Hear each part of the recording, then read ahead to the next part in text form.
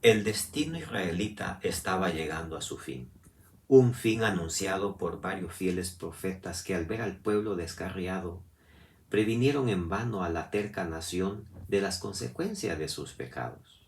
El verso 1 se nos dice que el rey último quien gobernó antes de ser llevados cautivos fue Oseas, y quien se encargó de llevar a esta nación al castigo del cautiverio fue el rey Salmanasar, rey de Siria, quien gobernó después que murió Tiglat-Pileser.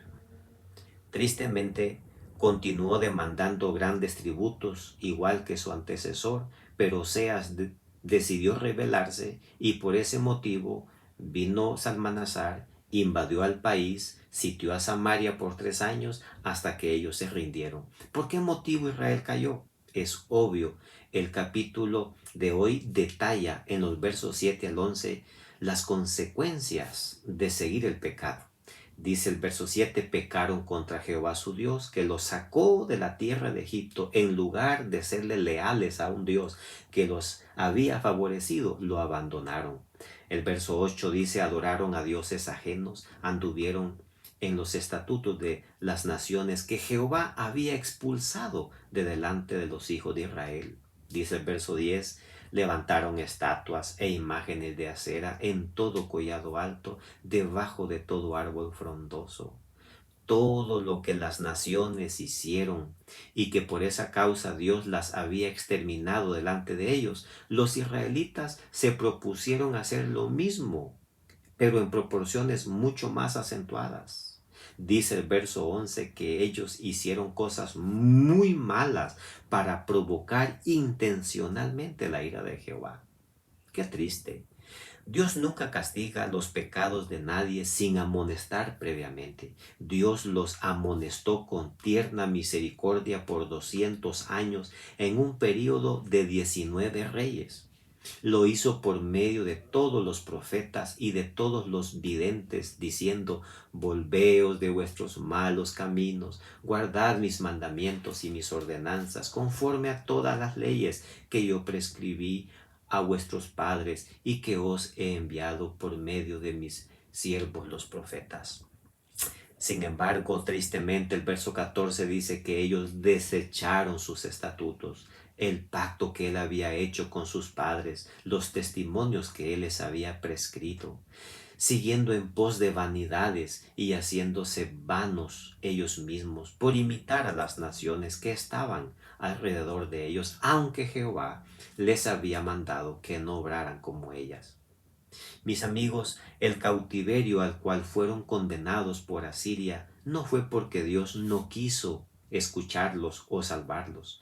Incluso el rey Ezequías, el rey que estaba reinando allí en Judá después que Acaz murió, los había invitado a participar de la Pascua juntos con Judá. El verso 10 de segundo de Crónicas 30 nos dice que lejos de sentir necesidad de arrepentimiento, escarnecieron y se burlaron de los judíos que fueron a invitarlos a participar de esta fiesta espiritual.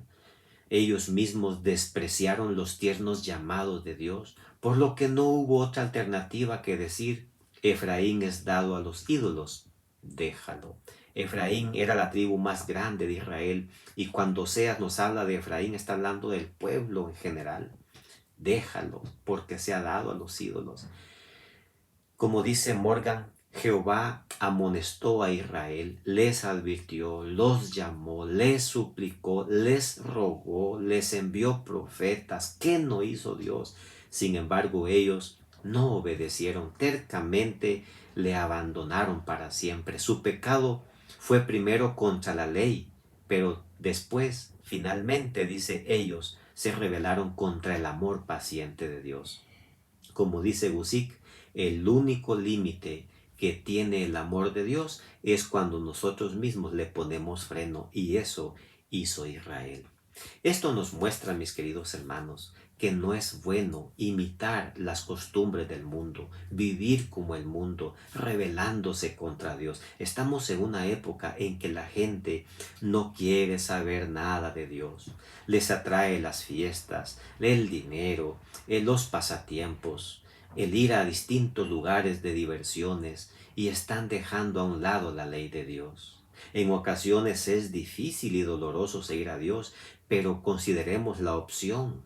Dice la Biblia del diario vivir, vale la pena sufrir por Dios. Usted puede vivir para Dios o morir para usted, como en el caso de los israelitas. Tome la determinación de ser una persona de Dios y de hacer lo que Él dice sin pensar el costo, porque vale la pena. Lo que Dios piensa de usted es infinitamente más importante que lo que piensan los demás de usted en todo momento y en todo lugar.